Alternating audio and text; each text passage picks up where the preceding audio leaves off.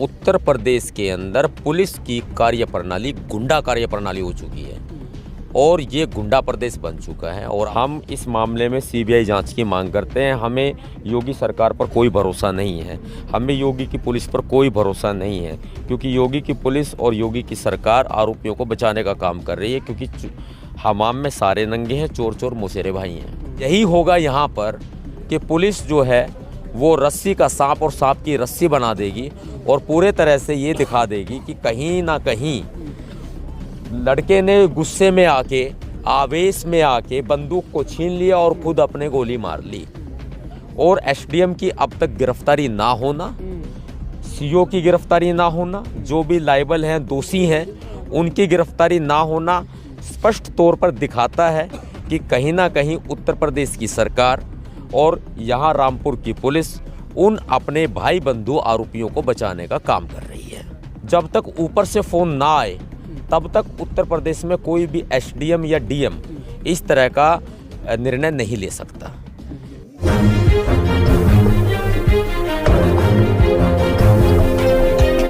रामपुर के सिलईवाड़ा गांव में इस वक्त मैं मौजूद हूं, जहां पर 27 फरवरी को एक बड़ी घटना हुई। अंबेडकर पार्क के एक विवाद को लेकर के लाठीचार्ज और उसके बाद फायरिंग और उसमें एक 10वीं के छात्र की मौत हो गई। और उसके बाद से पूरे बहुजन समाज में एक आक्रोश की स्थिति है।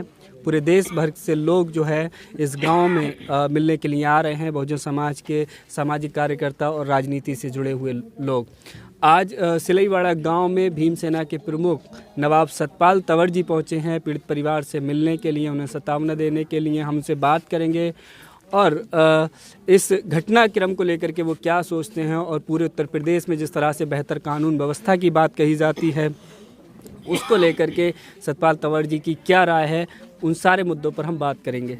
आज स्पष्ट तौर पे दिखाई दे गया है कि जो बात यहाँ के मुख्यमंत्री कहते थे योगी आदित्यनाथ जी, वो गोली चलाने की राजनीति कर रहे हैं। साफ तौर पे दिखाई दे रहा है। एक तो ये लोगों को बदमाशों का टैग लगा करके मारते हैं, एनकाउंटर के नाम पर मारते हैं, वो एक अलग बात है। लेकिन यहाँ पर एक बेकसूर दलित छात्र मारा गया है, पुलिस की गोली से मारा गया है। आप अंदाज़ा लगा सकते हैं कि उत्तर प्रदेश के अंदर पूरे तरह से ठाकुरवाद चल रहा है, गोली का राज चल रहा है। गोली और लाठी की सरकार है और ठाकुरवाद ये लोग पूरे उत्तर प्रदेश में लाना चाह रहे हैं। एक नाबालिग दलित छात्र की पुलिस की गोली से हत्या हो जाना कोई अचानक से हुआ वाकया नहीं है। यहाँ चश्मदीद ये बताते हैं कि एसडीएम ने बोला कि गोली मार दो। मैं बड़ा सवाल उठाता हूँ देश की राजनीति के सामने, राजनेताओं के सामने, संसद के सामने, माननीय सुप्रीम कोर्ट के सामने, एसडीएम को इतनी पावर कहाँ से आ गई कि वो सीधा ये कह दे कि गोली मार दो। जब तक ऊपर से फ़ोन ना आए तब तक उत्तर प्रदेश में कोई भी एसडीएम या डीएम इस तरह का निर्णय नहीं ले सकता। लखनऊ से फ़ोन आया है, दलित हैं, ऊपर सूचना भेजी गई है, दलित हैं, अपना बोर्ड लगा रहे हैं अंबेडकर पार्क का और यहाँ पर मूर्ति लगाने की ज़बरदस्ती कर रहे हैं। क्या करें? तब ऊपर से फ़ोन आया है कि गोली मार दो।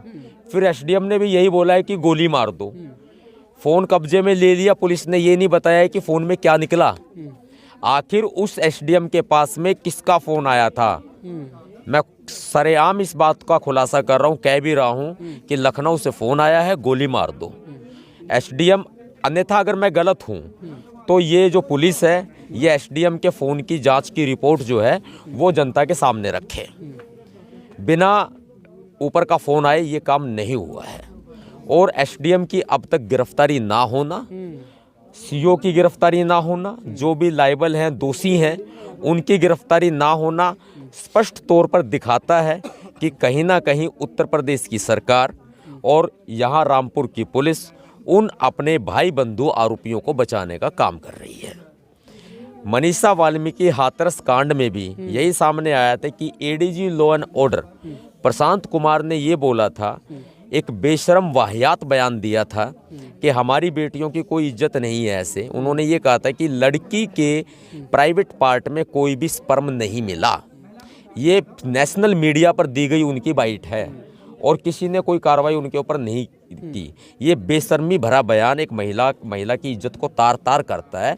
फिर बाद में आरोपी बनाया जाता है सीबीआई के द्वारा कि वो लोग आरोपी हैं और वो लोग आज भी जेल में हैं। यही होगा यहाँ पर कि पुलिस जो है वो रस्सी का सांप और सांप की रस्सी बना देगी और पूरे तरह से ये दिखा देगी कि कहीं ना कहीं लड़के ने गुस्से में आके, आवेश में आके बंदूक को छीन लिया और खुद अपने गोली मार ली। सबसे बड़ी बात है कि पैरों में एक लड़के के गोली लगी है, दोनों पैरों में। एक पैर की गोली निकाली नहीं गई है, एक पैर की गोली आर पार हो गई है और वो चश्मदीद गवाह है, उसकी जान को भी खतरा है क्योंकि मामला राजनीति से जुड़ा हुआ है। पूरे तरह से लखनऊ से फोन आया है, तभी ये हत्या की गई है। ठाकुरवाद चल रहा है उत्तर प्रदेश के अंदर, नहीं सहेंगे हम। एक अंबेडकर पार्क का बोर्ड लगाने पर महज इतनी बड़ी घटना हो गई। कुछ लोग कह रहे हैं कि पूरा जलियांवाला कांड दोबारा दोहरा दिया है इस गांव में, क्योंकि ऐसे कोई नौबत नहीं थी कि गोली चलाई जाए निहत्थे लोगों पर। बताया जा रहा है गांव के पुरुष भी नहीं थे, सिर्फ महिलाएं और बच्चे ही थे यहाँ पर। जलियांवाला बाग हत्याकांड साफ तौर पे दिखाई देता है। ये लोग अगर वहाँ पर भीड़ होती तो योगी आदित्यनाथ की पुलिस पूरी भीड़ को मार देती और वो जान बचाने के लिए इधर उधर भागते, गलियों में घरों में छिपने की कोशिश करते। मैंने बताया जैसे उत्तर प्रदेश में ठाकुरवाद है, इसी तरह से ये पूरे जो गोली मारी गई है, एक बोर्ड लगाना कहाँ का गुनाह है आप ये बताओ। बाबा साहब अम्बेडकर जी का बोर्ड लगाना, तो बाबा साहब अम्बेडकर जी सबके हैं, वो देश के कानून के स्वामी हैं, संविधान के निर्माता हैं, लोकतंत्र के जनक हैं, तो वो सभी के हैं। मान्यवर साहब काशीराम जी ने कहा है जो ज़मीन सरकारी है वो ज़मीन हमारी है। अगर पुलिस और प्रशासन ये कहते हैं कि सरकारी ज़मीन में ये काम किया जा रहा है, क्यों भैया? सरकार कौन होती है ज़मीन के मालिक? ये जनता की तो ज़मीन है जिस पर सरकार ने कब्जा कर लिया है। जो ज़मीन सरकारी है वो ज़मीन हमारी है। मैं आपके माध्यम से स्पष्ट कर देना चाहता हूँ, उत्तर प्रदेश के अंदर हर गांव के अंदर बाबा साहब की प्रतिमा लगेगी, चाहे ज़मीन सरकारी हो या प्राइवेट हो। अगर लग रहा था प्रशासन को कि गैर कानूनी तरीके से लोग कब्जा कर रहे हैं ज़मीन पर, तो वो एक सिविल जो केस की स्थिति होती है उसमें जो मुकदमा दर्ज किया जा सकता था, लेकिन गोली चलाने की स्थिति तो फिर भी जो है किसी भी पॉइंट ऑफ व्यू से ये सोची समझी हत्या है। ये सोची समझी हत्या है और ऊपर से कहा गया है कि ये दलित जो है ये कुछ ज़्यादा ही आवेश में आ रहे हैं, इनको गोली मार दो। ये ऊपर से ही आदेश दिया गया है। क्योंकि देखिए एक एग्जांपल मैं आपको बताता हूँ, हमारे पास में कॉल आती हैं, फ़ोन आते हैं और ये बताया जाता है कि सर जैसे मेरे स्टाफ को ये बोला जाता है कि भाई हम लोग जो है बाबा साहब की प्रतिमा लगाना चाहते हैं गांव में, तो हमारे द्वारा ये पूछा जाता है कि ज़मीन किसकी है, तो वो बताते हैं ज़मीन जो है वो 100 गज का या 50 गज का प्लॉट है, उनका खुद का है। और वो कहते हैं कि परमिशन रद्द कर दी है। भाई प्लॉट आपका, घर आपका, जगह आपकी, मालिक आप, रजिस्ट्री आपकी, पैसे आपके, ओनर आप हैं, स्वामी आप हैं, तो ये प्रशासन कौन होता है अनुमति देने वाला अपने घर में प्रतिमा लगाने की? लेकिन प्रशासन फिर भी ये कहता है योगी के आदेश पर तुम्हारे घर में भी अगर तुम प्रतिमा लगाओगे ना, किसी प्लाट में कोई पार्क बनाओगे, प्रतिमा बाबा साहब के लगाओगे, तो फिर आपको ऐसे में परमिशन लेनी पड़ेगी। क्यों परमिशन लेनी पड़ेगी? ये तो सरेआम तानाशाही, सरेआम गुंडाराज है। सुप्रीम कोर्ट इनके सामने कुछ नहीं है, हाई कोर्ट इनके सामने कुछ नहीं है, लोकतंत्र इनके सामने कुछ नहीं है। लोकतंत्र का गला घोट दिया गया है योगी आदित्यनाथ जी के द्वारा और ये सोची समझी हत्या है। ये अचानक से हुआ कोई गोलीकांड नहीं है। कहते हैं उत्तर प्रदेश में बेहतर कानून व्यवस्था है। उस दिन भी जो है मैं यहाँ पर मौजूद था, जल्दबाजी में जो है जबरन प्रशासन के द्वारा बॉडी का अंतिम संस्कार कराया गया और ये परिवार को भरोसा दिलाया गया कि जो भी आरोपी हैं उनके खिलाफ जल्दी कार्रवाई होगी। जो एसडीएम, तहसीलदार जिनका नाम आ रहा है इसमें, उनको उनकी गिरफ्तारी तो छोड़िए, उनको अभी तक सस्पेंड भी नहीं किया गया है। तो क्या पूरा जो सरकार है, पूरा सिस्टम जो है उनको बचाने की कोशिश में पूरा सिस्टम रामपुर से लेके लखनऊ तक उनको बचाने की योजना चल रही है और उनको बचाया जा रहा है और डेफिनेटली उनको बचा भी लिया जाएगा। क्योंकि ये बताया जाएगा या तो गोली गलती से चली है, गलती से चली है का मतलब गैर इरादतन हत्या होता है जिसमें सज़ा इतना खास कुछ नहीं है। 302 में बेशक से एफआईआर ये हमें बेवकूफ़ बनाने के लिए दर्ज कर लें, लेकिन हो सकता है ये 302 में के मामले को ना चलाएं। एक बड़ी बात ये भी है और दूसरी बात ये भी आती है कि जब इस तरह का अपराध यहाँ घटित होता है और अगर कोई बच्चा अगर नाबालिग ही होता, दलित समाज का होता और किसी को गोली मार देता, तो ये अब तक उसका एनकाउंटर कर चुके होते, चाहे वो नाबालिग था लेकिन दलित था, उसका एनकाउंटर कर चुके होते। लेकिन यहाँ पर एसडीएम का गिरफ्तार ना होना, सीओ का और तमाम दोषी अधिकारियों का गिरफ्तार ना होना स्पष्ट तौर पे इंगित करता है कि रामपुर के अधिकारियों से लेकर लखनऊ तक सीएम योगी आदित्यनाथ का दामन भी जो है वो खून से रंगा हुआ है। लखनऊ में एक तिवारी कांड हुआ था, आपको याद होगा, वहाँ पर भी एक पुलिस के द्वारा एक व्यक्ति की जो है हत्या की गई थी। उस केस में सीएम योगी परिवार से मिलते हैं, 50 लाख का मुआवजा दिया जाता है, एक सरकारी नौकरी दी जाती है, लेकिन यहाँ वैसी स्थिति नहीं है। तो क्या ये भेदभाव किया जा रहा है? स्पष्ट तौर पे भेदभाव तो वहीं दिखाई दे जाता है कि जब सरकार के आदेश पर ही हत्या हुई तो सरकार यहाँ क्यों आएगी चल के, सरकार यहाँ क्यों चल के आएगी। और आप देखिए, आप ये कहते हैं ज़मीन है सरकारी है या रोड है सरकारी है, ये सरकारी नहीं, ये हमारा खुद का है। और यहाँ पर भेदभाव की स्थिति स्पष्ट है।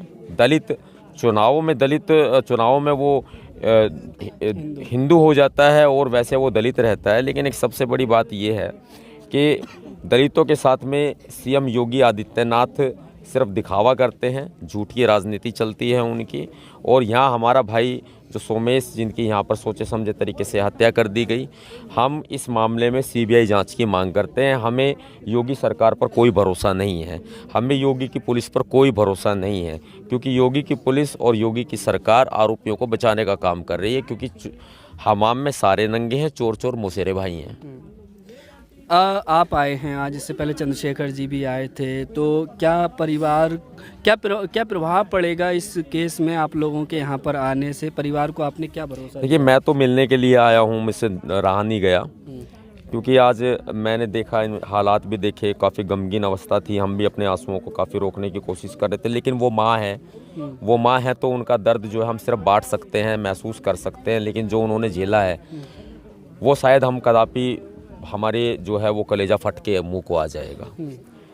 जो पिता हैं, आप खुद समझदार हैं कि अगर किसी पिता के कंधे पर बेटे की अर्थी हो तो उस पिता की ज़िंदगी क्या ज़िंदगी होगी।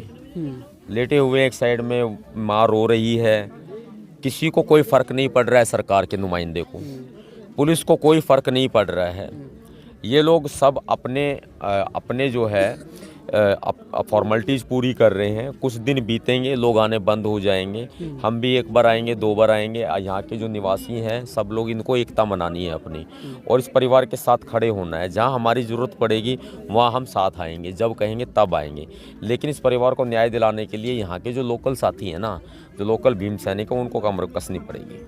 क्या लगता है कि प्रशासन जिस तरह से बचाव कर रहा है, जो आप भी कह रहे हैं और यहाँ के लोग भी कह रहे हैं कि आरोपियों का बचाव किया जा रहा है, तो ऐसे में क्या लगता है इस परिवार को इंसाफ मिलना कितना संभव लग रहा है? और क्या ये लड़ाई जो है, न्याय की लड़ाई लंबी लड़नी पड़ेगी? जब तक सीबीआई के हाथ में ये केस नहीं सौंपा जाता है, किसी पे कोई कार्रवाई नहीं होगी। थोड़े दबाव में एसडीएम गिरफ्तार हो सकता है, सीओ गिरफ्तार हो सकता है, गोली मारने वाले लोग गिरफ्तार हो सकते हैं, लेकिन वो कुछ समय के बाद में उनकी जमानत हो जाएगी, वो छूट जाएंगे। पुलिस प्रशासन चालान रिपोर्ट ही ऐसी पेश करेगा जिसमें न्याय मिलना बिल्कुल भी संभव नहीं है। हमें योगी आदित्यनाथ, हत्यारी पुलिस है योगी, और योगी आदित्यनाथ जी भी हत्यारे हैं, हमें इनके ऊपर कोई विश्वास नहीं है। पोस्टमार्टम रिपोर्ट में ये कहा गया है कि गोली किसकी गोली से लगी है, मौत हुई है, इसका पता नहीं चलता। पुलिस कोई खुलासा नहीं करना चाहती इसमें, पुलिस कोई खुलासा नहीं करना चाहती, पुलिस दबा रही है मामले को। अभी भी कई सवाल मैंने किए पुलिस से, तो वो जवाब नहीं दे रहे हैं, वो सिर्फ चलिए देखते हैं जांच हो रही है, चलिए देखते हैं जांच हो रही है। उत्तर प्रदेश के अंदर पुलिस की कार्यप्रणाली गुंडा कार्यप्रणाली हो चुकी है, और ये गुंडा प्रदेश बन चुका है। और आप समझदार हैं कि जब उत्तर प्रदेश गुंडा प्रदेश बन चुका है और यहाँ गुंडा व्यवस्था लागू हो चुकी है, तो सरकार जिसके हाथ में है वह व्यक्ति आप हमको जीने के लायक नहीं छोड़ेगा। दलित का यहाँ रहना बड़ा मुश्किल हो रहा है, जगह जगह से दलित पलायन भी कर रहे हैं। उत्तर प्रदेश में काफ़ी इलाकों से बलात्कार हो रहे हैं, इस तरह की हत्याएं हो रही हैं। हम सुरक्षित नहीं हैं, योगी के राज में हम बिल्कुल भी सुरक्षित नहीं हैं। अंत में क्या कहना चाहेंगे सरकार से? सबसे पहले इस केस में जो है सीबीआई जांच की मांग करते हैं हम, कि इस पूरे मामले में सीबीआई जांच हो, और सीबीआई जांच चलती रहेगी एक अलग बात है, लेकिन जो तत्काल प्रावधान है, मामला SC ST से जुड़ा हुआ है, मामला एक दलित छात्र से जुड़ा हुआ है जो कि नाबालिग है, जिसको गोली मारी गई है और प्रशासन के द्वारा गोली मारी गई है, तो हम इसमें सीबीआई जांच की मांग करते हैं। सबसे पहले जो दोषी SDM SU है और तमाम पुलिस अधिकारी जो वहाँ पर ऑन ड्यूटी थे, जो लायबल हैं, जिनका कर्तव्य बनता है, उनको जो है सस्पेंड करने से काम नहीं चलेगा, उनको अरेस्ट करके जेल में डाला जाए। अभी तो सस्पेंड भी नहीं हुए, सस्पेंड करके जेल में नहीं हुए हैं, ये समझदारी वाली बात। आप समझदार है कि योगी का पूरा हाथ है उनके सर के ऊपर। उनको सस्पेंड किया जाए, उनको जेल में डाला जाए, और जो है पीड़ित परिवार जो है इसको 1 करोड़ का मुआवजा प्रोवाइड कराया जाए, सीबीआई की जांच हो, एक सरकारी नौकरी दी जाए। साथ में जैसे अगर पुलिस का अगर ये रवैया यही रहता है, नहीं करते हैं, सीबीआई अपने हाथ में जांच ले लेती है और गिरफ्तार नहीं किया जाता है, ऐसे में इनके बस की बात नहीं है तो हमें सौंप दें, इनका इलाज हम अच्छे से करना जानते हैं। हम बाबा साहब अम्बेडकर जी के बच्चे हैं, तो ऐसी बात नहीं है कि हम लोग फैसले नहीं ले सकते, फैसले ले सकते हैं। खाकी पर हमें भरोसा नहीं है, 1% भी भरोसा नहीं है। क्या लगता है, तो अगर इंसाफ नहीं मिलता है, जिस तरह से पूरे देश भर में माहौल है आक्रोश का, तो क्या बड़े आंदोलन की भी जो है इसमें संभावना है? अगर पुलिस का यही रवैया रहा, सरकार का यही रवैया रहा, ADG law and order Prashant Kumar लगातार इस मामले पर हस्तक्षेप कर रहे हैं, मैं बड़ी बात बता रहा हूँ आपको, लगातार हस्तक्षेप कर रहे हैं इस मामले में, और वो आरोपियों को बचाने का प्रयास कर रहे हैं। ऐसे में यहाँ के जो हमारे साथी हैं, इस गांव के लोग हैं और रामपुर के लोग हैं, मैं सबसे बड़ा हाथ उनके ऊपर सौंपता हूँ कि आप लोग जब इस बड़े आंदोलन की कॉल दोगे, आप ही दोगे, मैं नहीं दूंगा, आप हमें बुलाओगे, हम आएंगे, और देश भर से लोग आएंगे। यदि इनको आप अल्टीमेटम देना चाहें तो मेरे माध्यम से दे सकते हैं, 3 दिन का दे दो, चाहे 24 घंटे का दे दो। अगर 3 दिन में आरोपी गिरफ्तार नहीं होते हैं, तो अगर सब लोग अगर इसमें तैयार हैं, सहमत हैं कि हम इनको 3 दिन का समय दें, तो फिर आगे आपका हम तैयार हैं, तो हम पुलिस प्रशासन को 3 दिन का समय देते हैं कि 3 दिन के भीतर आरोपियों को गिरफ्तार करें, 1 करोड़ का मुआवजा पास करें, और आरोपियों को उनके खिलाफ चार्जशीट पेश करने की कार्रवाई प्रचलित करके उनको फांसी की सज़ा तक पहुंचाने की कार्रवाई करें। सबसे बड़ी बात है अरेस्ट होने की। अदरवाइज पूरे देश का बहुजन समाज जो है यहाँ रामपुर में इकट्ठा होगा और यहाँ के आह्वान पर इकट्ठा होगा, निर्णय ले लिया जाएगा, यहाँ के लोगों से बात करके निर्णय ले लिया जाएगा। चलिए, थैंक यू सर। तो देखिए, नवाब सतपाल तंवर जी थे और जिनसे हम बात कर रहे थे, सीबीआई जांच की जो है मांग कर रहे हैं। आज सिलईवाड़ा गांव में पहुंचे हैं और पूरा जो ये गांव है एक तरीके से जो है आज भी अभी भी जो है यहाँ पर काफ़ी पुलिस फोर्स है। एक दहशत का माहौल जो है जब आप इस गांव में आएंगे तो आपको महसूस होगा, क्योंकि एक बड़ी घटना जो है जिस तरह से आरोप लग रहे हैं, पुलिस के गोली के द्वारा जो है सुमेश की हत्या की गई थी। और उस मामले में जो है और भी चिंताजनक बात जो है वो ये है कि अभी तक उस मामले में कोई भी गिरफ्तारी नहीं हुई है। जो आरोपी अधिकारी हैं उनको भी सस्पेंड नहीं किया गया। तो सीबीआई जांच की मांग की जा रही है। चंद्रशेखर आज़ाद ने भी सीबीआई जांच की मांग की थी। आज भीम सेना के प्रमुख नवाब सतपाल तंवर जी जो है दिल्ली से आए हैं, वो भी यही मांग कर रहे हैं कि पीड़ित परिवार को जो है मुआवजा दिया जाए, सरकारी नौकरी दी जाए और इस मामले में सीबीआई जांच हो, तभी जो है इंसाफ होगा। क्योंकि